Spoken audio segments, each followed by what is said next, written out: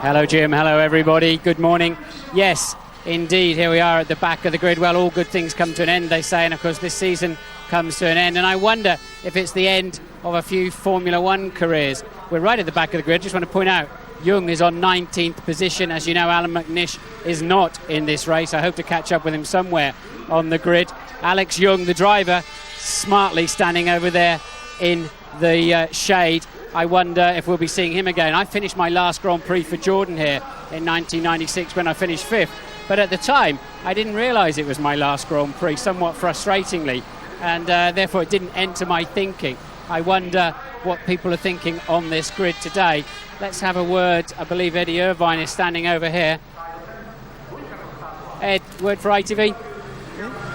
Yeah, not a great weekend for you, but are we looking at your final Grand Prix?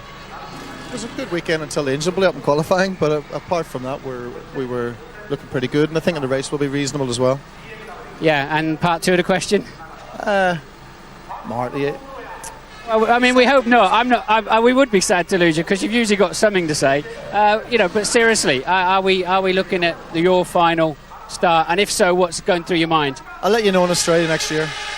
Okay, he doesn't want to answer that one. See you later on. Quite clearly, he's still hoping that he's got a chance of a Grand Prix next year. I want to find Alan McNish because he cannot start this race, and that's a tragedy for Alan. They've stopped you from racing. You want to race? Yeah, straight away. There's no question. You know that, Martin. I remember watching you in Australia when you cartwheeled at the third corner, and it's the same situation. But ultimately, the doctors are there for a reason, and you've got to listen and abide by their decisions. But why did they say? You went well in the warm-up. You seem fine. Why are they not letting you race? I think they're concerned if there's any sort of aggravation of it over my knee over the next 2 hours, that it could cause some complications. But ultimately, it's just disappointment from myself, but for the team and also everybody that's came here. But it's your left knee, isn't it? Which is a passenger. It's your right knee, is it? Okay, that's different then. But do you feel you can do this Grand Prix? Absolutely, clearly. And therefore, if you've got a problem, surely you can just pull out. Yeah, adrenaline gets you through.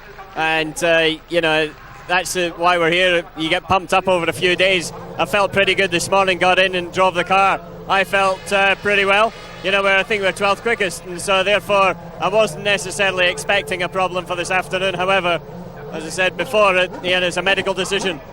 Now, I'm gutted for you, obviously, and I was just saying that my last Grand Prix was here, but I didn't know about it. We asked Eddie Irvine, he doesn't want to say. Minardi is saying they may not be able to race next year financially. Mika Salo probably out of Formula One. What's going through your mind right now? You must be destroyed standing here. Do you think you got a chance? Is there a chance we'll see you in Melbourne? Yes, there is a chance that we'll be in Melbourne next year. I don't want to end my Formula One career on this note.